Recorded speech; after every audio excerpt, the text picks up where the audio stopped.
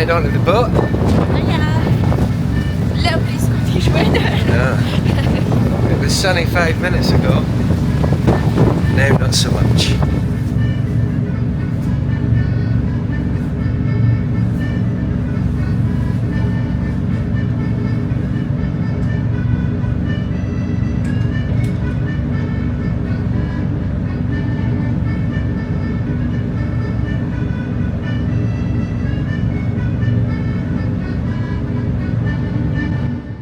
Hello there. In 1123, the King of Scotland nearly drowned in the Firth of Forth, and the only reason he survived was because of a hermit living alone on an island.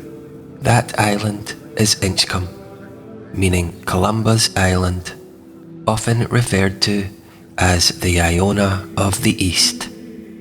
Alexander I was crossing the Forth in a small boat when the weather turned. The sea became rough, the wind picked up, and the crossing quickly became dangerous. Well, here we are at Inchcolm Island.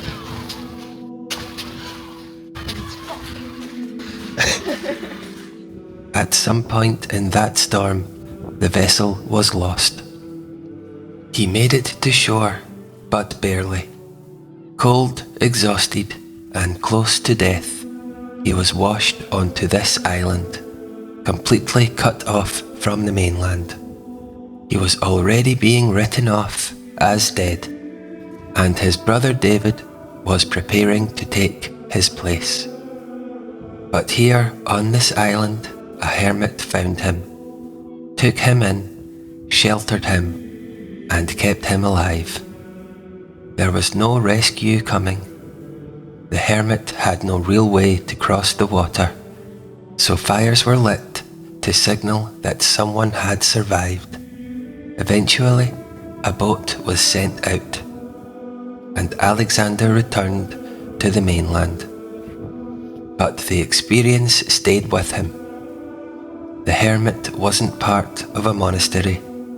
He belonged to an older Christian tradition, one tied to Saint Columba, the Irish monk who had come to Scotland in the 6th century and established a network of small, remote religious communities. This was a form of Christianity that was less structured, closely tied to places like this, isolated, coastal, and removed from wider society. By the Middle Ages, Columba was more than a historical figure.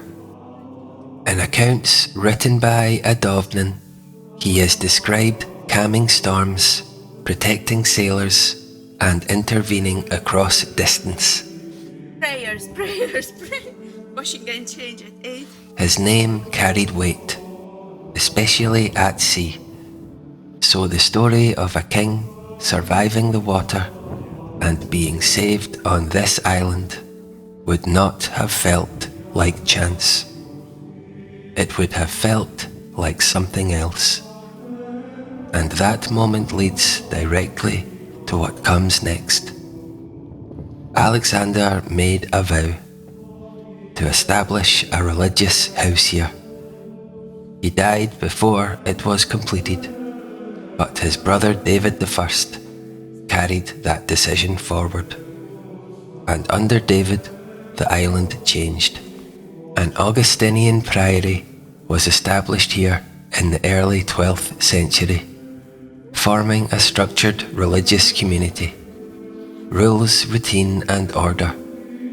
Over time, that priory grew. By 1235, it had become an abbey. Buildings were added, a chapter house, living quarters, and a cloister connecting the life of the community together. What began with one man alone on an island became something organised, connected, and influential. And from that point on, Inchcolm wasn't just a place of survival. It became part of a much larger system. But one of the clearest traces of what life was actually like here doesn't come from the buildings. It comes from a manuscript, the Inchcolm Antiphoner. It dates to the 14th century, and only part of it survives. This wasn't a history book. It was a working text, used daily by the canons, the religious community living on the island, to structure worship. Chants, responses, and services organised around the church year, feast days, saints' days, and key celebrations like Corpus Christi.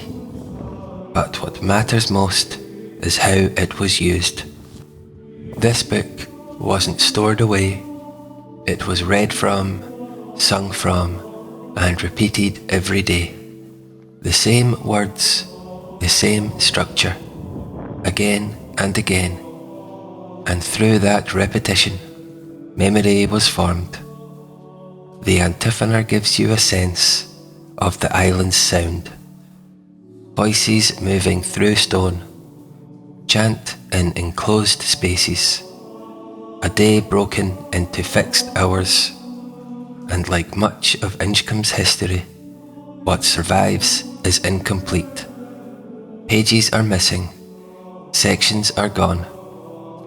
The Antiphoner is one of the clearest surviving traces of early life on Inchcolm, and even that is only partial.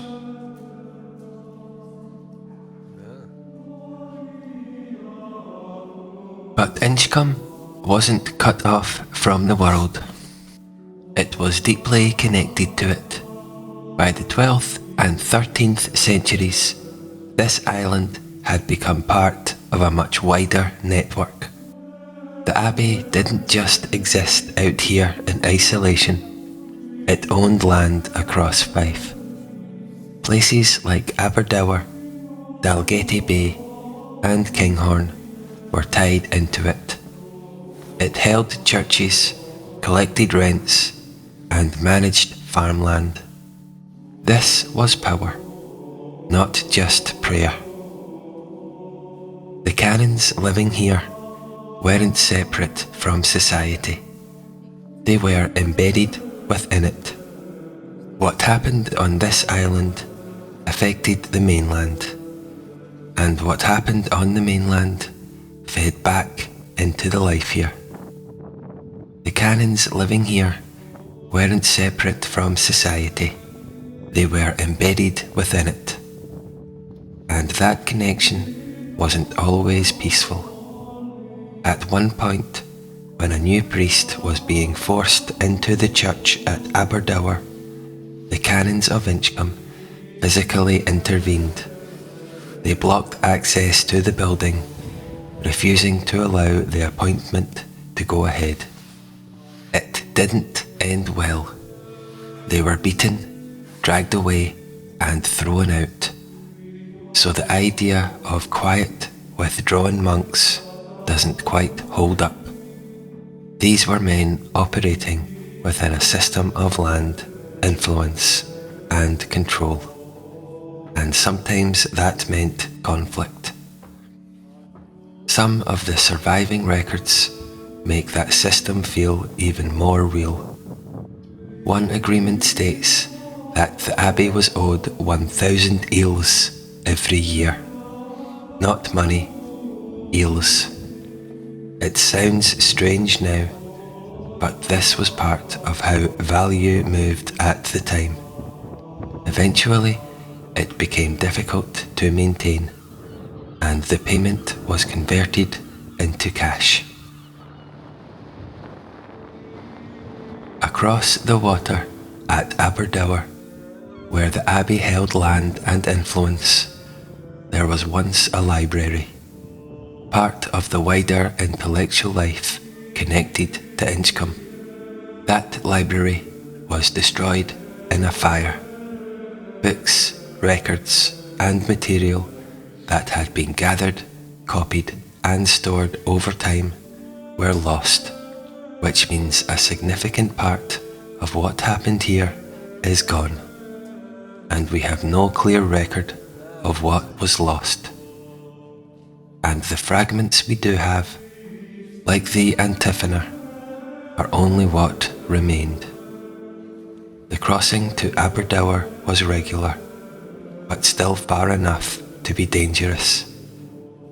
That stretch of water even has a name, Mortimer's Deep, and like much of Inchcolm's history, it comes with a story.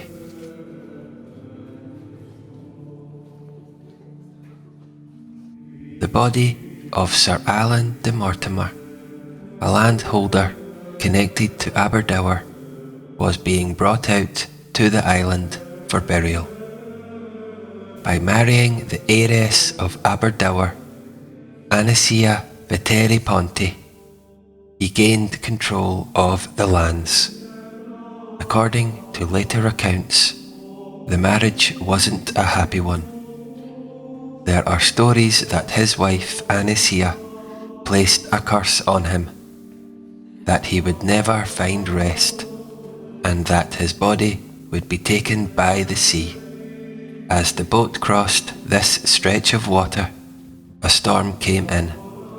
The sea turned, the crossing became dangerous, and somewhere in that chaos, his coffin went overboard.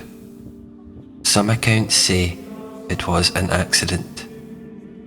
Others suggest something else, that the monks on board made a decision and threw it into the water. And according to the story, the moment it sank, the storm eased, and the water took its name from it, Mortimer's Deep.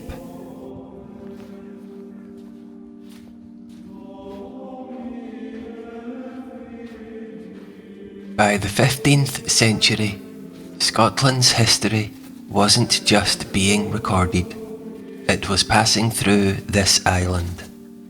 The abbot here, Walter Bower, continued one of the most important medieval histories of Scotland, the Scotti Chronicon. The work had begun earlier with John of Fordun, but Bower expanded it, adding detail and structure and setting events in order. Kings, wars, and origins were all written and organised here on this island, and it still survives, but the original is gone, and what remains are later copies, written out by hand in the decades that followed, each one slightly different.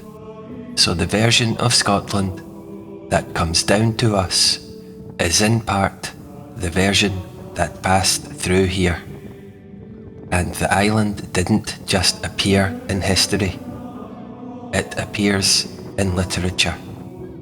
In Macbeth, William Shakespeare refers to St. Columba's Inch, placing it within a story of kings, power, and conflict.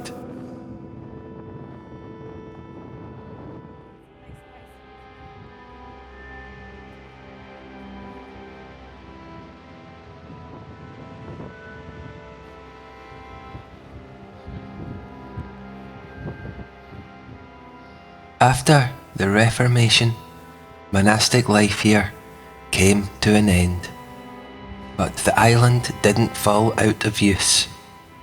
There are still traces of its later use in war, like this tunnel cut into the rock. Parts of the island were fortified to defend the Firth of Forth, particularly during the Napoleonic period and later in the World Wars.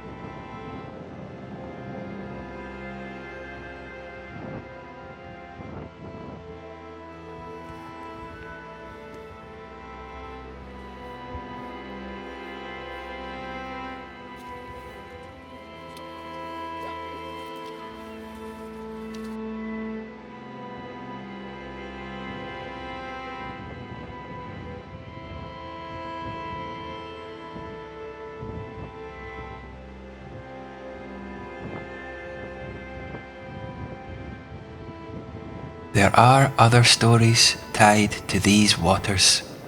One tells of a group of men who stole from the Abbey and tried to escape by boat.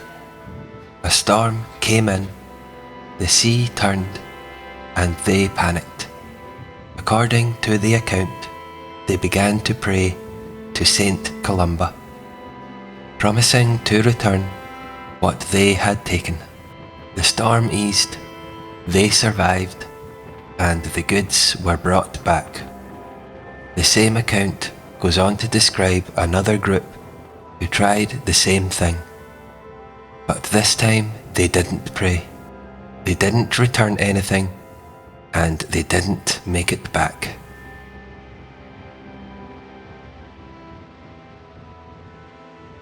And after all of that, what's left is the island itself.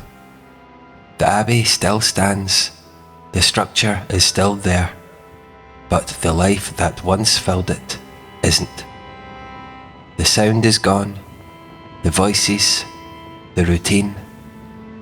What remains are the walls, the layout, the marks of what this place was used for across different periods. A hermit's shelter, a monastery, a centre of writing, a place of burial, all of it held in one place.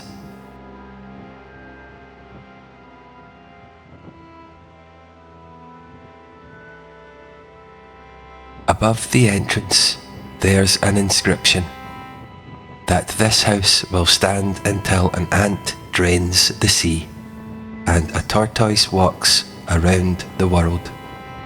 A claim of permanence. And like much of what we've seen here, what survives is only part of the story.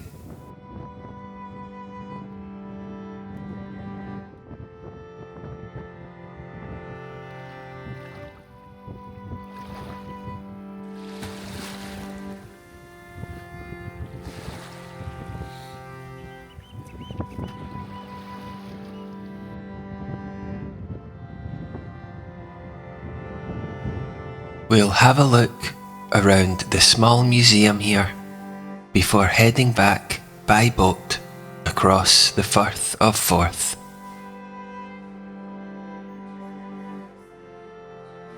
This Hogback Stone dates to around the 10th century, a type of grave marker found across parts of Britain, often linked to Norse influence, which suggests this island was already being used long before the Abbey was founded.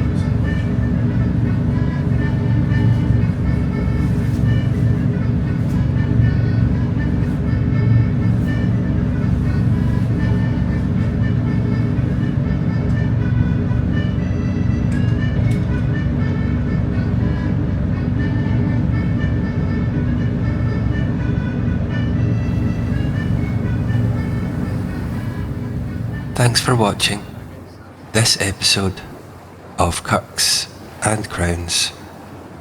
We'll see you next time.